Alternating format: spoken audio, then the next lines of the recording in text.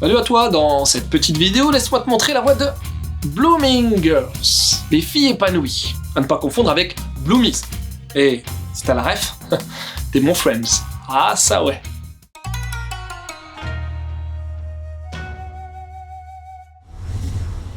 Histoire. Au lycée, il y a des clubs, des cools et des moins cools, comme celui de littérature par exemple. Et justement, c'est celui de nos 5 héroïnes qui passent leur temps à lire des romans, de la poésie. Et dans le tas, force est de constater que ce qui les perturbe le plus, c'est la littérature érotique. Bah ouais, elles ont l'âge où... Et puis autour d'elles, ça parle pas mal de ça. Entre Hirota, qui veut se faire éditer, Rika, la chef, un télo à lunettes coincé du cul, et Kazusa, qui est pote d'enfance avec THE beau gosse du lycée. Comment ça va finir tout ça, hein? Comment? Tu veux des infos? Alors, ce Araburu Kisetsu no Otome Domoyo, littéralement les demoiselles dans la période trouble, c'est un titre fini en 8 tomes, paru en 2016 au Japon dans les pages du Besatsu Shonen Magazine. Oui, c'est un shonen. Blooming Girls a également eu droit à un animé en 2019, et qui est à l'origine de ce titre? Emoto Nao au dessin, qui a déjà œuvré sur Fragment d'elle, José, le tigre et les poissons, ou bien New Authentic Magical Girl, qu'on devrait voir débarquer sous peu chez nous. Et pour le scénar, c'est à Okada Mari qu'il a été confié. La Okada qui a bossé sur tout un tas d'animés, genre Toradora, Anohana, Gundam Iron Blood Orphans, ou même Loin de moi, près de toi. Et pour la sortie des volumes 1 et 2 en France, Delcourt Tonka m'a proposé des doubles jaquettes en papier épais. Des doubles, hein, pas des réversibles. Par contre, moi je préfère celle-là, mais l'autre, j'en fais quoi? Mon avis? Bon, j'ai mis du temps avant de me lancer dans Blooming Girls. Ouais, faut me comprendre, hein, à 43 piges, les premiers émois d'adolescente, c'est pas trop mon délire du moment. Oui, mais voilà, ce Blooming Girls, il a une paire de qualités.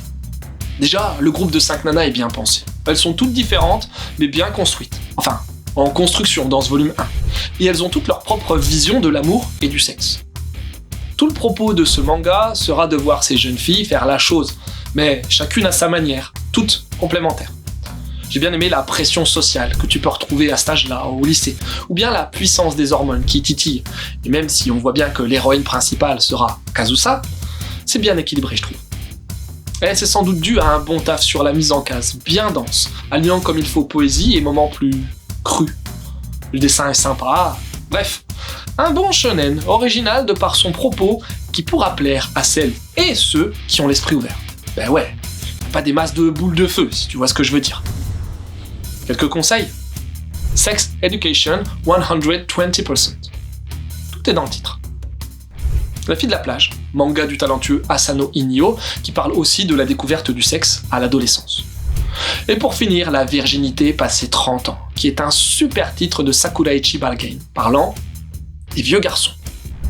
Et voilà, c'est terminé pour aujourd'hui. J'espère que cette petite vidéo t'aura donné envie de lire Blooming Girls. Sur ce, je te laisse et surtout, continue de suivre la voie du manga.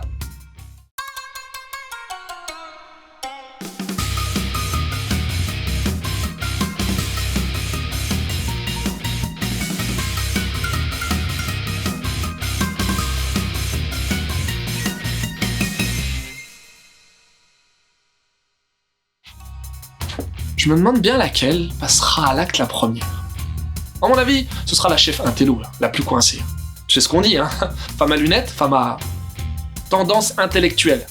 Et c'est pas de moi, hein, mais de ChatGPT. Véridique. Essaye.